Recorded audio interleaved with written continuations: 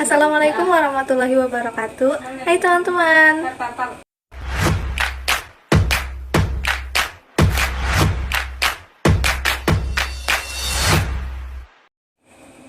Perkenalkan, nama saya Mirna dari kelas 4 Perbankan Syariah E dengan NIM 2017 202212. Di sini saya akan menjelaskan materi tentang implementasi Pancasila dan demokrasi dalam bermedia sosial. Video ini dibuat dengan tujuan untuk memenuhi tugas UAS dari mata kuliah literasi media. So, enjoy the video! Implementasi Pancasila dan demokrasi dalam bermedia sosial. Sebelum kita memahami implementasinya di sini, apa sih Pancasila dan demokrasi itu? Pancasila merupakan ideologi dasar bagi negara Indonesia. Dari Pancasila, kita dapat belajar bahwa kemajemukan itu adalah wujud dari kekayaan Indonesia yang bertabur. Demokrasi adalah bentuk pemerintahan di mana seluruh warga negaranya memiliki hak yang setara untuk pengambilan keputusan yang dapat mengubah hidup. Implementasi sila pertama, ketuhanan yang Maha Esa. Di sini kita bisa bertoleransi, kita harus saling mengapresiasi antar umat beragama. Ketika di media sosial kita melihat ada saudara setanah air mengunggah foto atau video di hari bahagianya atau hari rayanya, kita tidak boleh menjudge ya. Di sini juga kita tidak boleh menyebarkan isu-isu atau berita bohong tentang agama yang bisa merusak hubungan antar agama. Implementasi sila kedua, kemanusiaan yang adil dan beradab. Kita harus saling menghormati sesama dan pendapat orang lain. Jika ada orang lain yang berkomentar di media sosial dan kita tidak setuju dengan pendapat tersebut, kita tidak boleh menghujat, dan kita juga tidak boleh berkomentar buruk yang dapat menimbulkan perselisihan. Implementasi sila ketiga, persatuan Indonesia. Di sini kita harus bersatu melawan berita hoax atau berita bohong yang dapat memecah belah persatuan. Jadi di sini kita tidak boleh menelan mentah-mentah berita yang belum tentu kebenarannya. Kita harus mencari dulu kebenarannya agar tidak ada selisih paham dengan yang lain. Implementasi sila keempat, kerakyatan yang dipimpin oleh hikmat kebijaksanaan dalam permusyawaratan perwakilan. Di sini kita tidak boleh memprovokasi isu-isu kebencian terkait keputusan pemerintahan dan berpendapat secara bijak dalam menanggapi keputusan pemerintah. Implementasi sila kelima, keadilan sosial bagi seluruh rakyat Indonesia. Siapapun bisa berpendapat di media sosial, namun harus tetap menjaga perkataan dan menghargai pendapat orang lain di media sosial sehingga tidak mengganggu kenyamanan orang lain dalam bermedia sosial. Tentunya banyak sekali keberagaman budaya dan agama yang kita lihat di media sosial.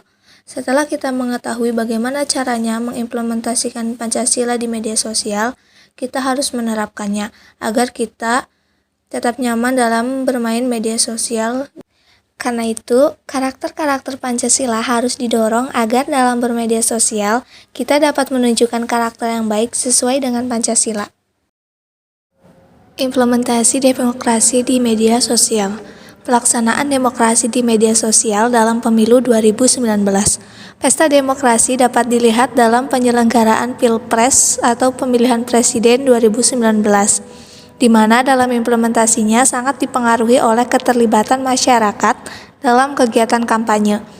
Sementara itu, media sosial dapat mempengaruhi partisipasi masyarakat karena memiliki jaringan yang luas, mudah diakses, dan cepat diterima, sehingga dengan mudah setiap individu dapat menyampaikan aspirasi politiknya melalui media sosial. Proses kampanye sangat sensitif dengan konten-konten yang penuh kritik dan hoax karena menyangkut popularitas dan elektabilitas masing-masing pasangan capres yang dapat menurun seketika karena hoax dapat mempengaruhi pilihan masyarakat. Demokrasi menempati posisi yang sangat penting dalam kaitannya pembagian kekuasaan dalam suatu negara, umumnya berdasarkan konsep trias politika, di mana kekuasaan negara dalam pemerintahan diperoleh melalui legitimasi dari rakyat. Meskipun demikian, dalam konteks pemilihan umum, hasil mekanisme demokrasi masih sangat mengecewakan yang disebabkan rendahnya pendidikan demokrasi rakyat, serta sebagian elit politik hanya mementingkan urusan pribadi atau kelompoknya. Media sosial seakan menjadi kanal perebutan dan pertarungan pesan-pesan politik untuk berkampanye. Sebagaimana dijelaskan oleh Adrinato, media jejaring sosial tidak hanya memiliki kekuatan sosial, politik, dan budaya dan media komunikasi. namun juga dapat membentuk publisitas dan pencitraan individu dan lembaga. Berdasarkan manfaat tersebut, memungkinkan politisi untuk menggunakan media jejaring sosial untuk meningkatkan popularitasnya melalui media sosial, selain untuk menyebarkan berbagai informasi mengenai kegiatan dan program kampanyenya. Perlu ditekankan kembali bahwa pada tahun 2019, pemilihan presiden dan wakil presiden atau Pilpres dan pemilihan legislatif atau Pileg berbeda dengan pemilu-pemilu sebelumnya. Pemilihan umum dilaksanakan secara serentak. Peristiwa ini sangat mempengaruhi sistem pemilu, khususnya sistem demokrasi di Indonesia. Pemilu serentak pada era digital ini menimbulkan berbagai permasalahan pada tataran masyarakat, para simpatisan capres dan cawapres. Kampanye hitam yang muncul pada Jokowi. Contoh yang masih segar dalam ingatan adalah rumor bahwa Jokowi antek-antek Cina, antek PKI, antek Gundurwo, pelanggar HAM, diktator, dan lain-lain. Isu SARA ini sangat sensitif dalam masyarakat yang multikultur di Indonesia. Masing-masing pendukung kandidat akan mengatakan bahwa pihak lawan membawa kepentingan golongan tertentu yang dibenci masyarakat.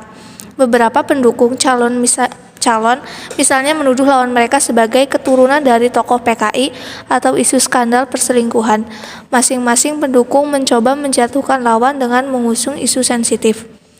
Kampanye hitam yang muncul di media sosial kepada calon Presiden Prabowo yang menyatakan bahwa beliau merupakan diktator, keturunan Cina, pengkhianat negara, pelanggar HAM, pembohong publik, dan raja hoaks.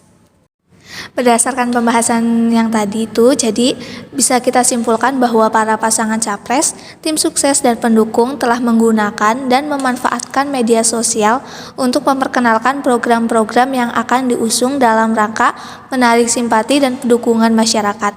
Kampanye Pilpres 2019 melalui media sosial sangat mempengaruhi pandangan dan pola pikir masyarakat yang relatif banyak dipengaruhi oleh informasi, termasuk informasi yang menyesatkan dan mendistorsi kondisi real, seperti kampanye negatif dan kampanye hitam atau berita hoaks dan fitnah, yang dibuat oleh orang-orang yang memiliki tujuan tertentu. Sekian video dari saya, semoga bermanfaat, kurang lebihnya mohon maaf. Wassalamualaikum warahmatullahi wabarakatuh. Bye!